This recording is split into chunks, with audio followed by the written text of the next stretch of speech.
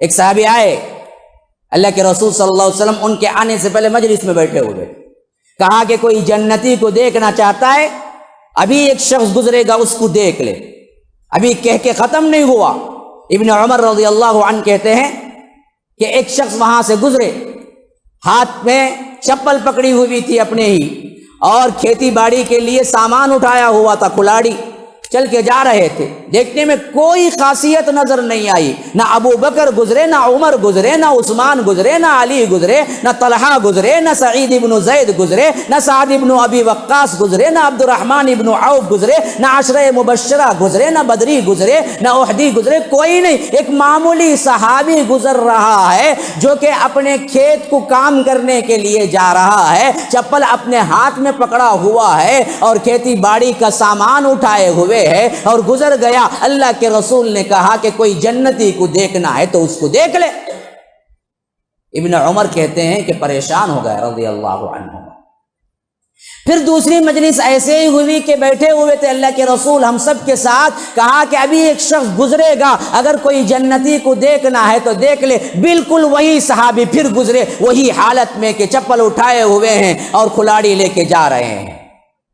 ابن عمر کہتے ہیں کہ میں نے دل میں کہا کہ ماجرا کیا ہے، آخر ویسی کون سی صفت ہو گئی جس کو اللہ کے رسول نے ایک ایک دن نہیں دو مرتبہ جنت کی بشارت دے دی۔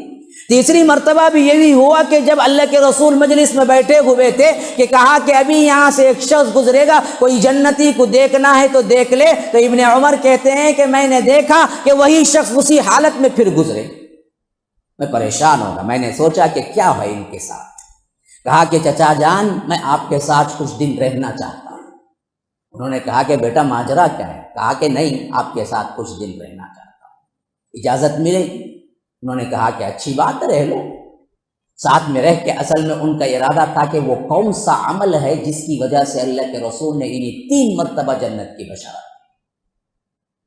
اب ایک دن گزرا، کوئی زیادہ عمل نظر نہیں آ رہا، بلکہ الٹا تو کیا ہے، نہ تہجد گزاری میں، نہ رات کے قیام میں، نہ لمبا ہے، نہ دراصل کیا ہے لمبے لمبے قیام ہے۔ وہ صحابی رات آئے، آرام کے ساتھ سو گئے اور آخری وقت میں خود بھی اٹھے اور صحابی کو بھی اٹھایا اور مختصر سے کیا ہے تہجد ادا کر لی، پھر فجر کے لیے نکل گئے۔ کوئی خاص عبادت نظر نہیں آئی، کوئی خاص امتیاز نظر نہیں آیا۔ ابن عمر جتنا کر رہے تھے اتنا بھی نظر نہیں آیا اس صحابی میں۔ سوچ رہے تھے کہ پھر 3 مرتبہ جنت کی بشارت ملی کیوں؟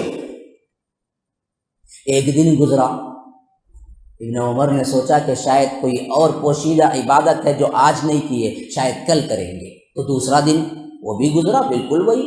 تیسرا دن وہ بھی گزرا، بالکل وہی۔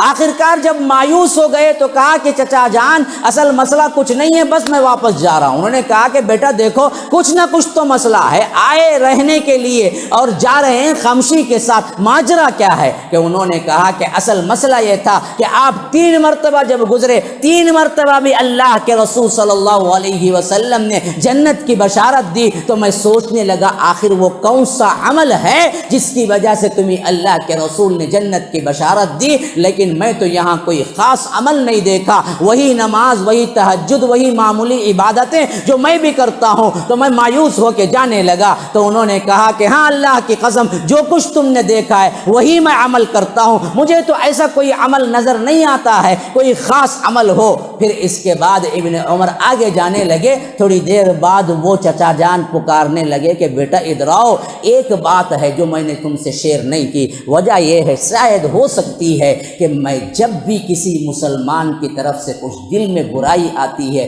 تو میں فوری طور پر معاف کر کے دل کو صاف کر لیتا ہوں، اور رات کو سوتے وقت سب کو معاف کر کے سوتا ہوں اور سب کے لیے کیا ہے معافی کا اعلان کر کے سوتا ہوں، کبھی کسی مسلمان کے بارے میں دل کے اندر براسی نہیں رکھتا۔ تو اس وقت ابن عمر کہنے لگے یہی وہ بات ہے، یہی وہ بات ہے، یہی وہ بات ہے جس کی وجہ سے اللہ کے رسول نے تمہیں جنت کی بشارت۔ دل پاک رکھو۔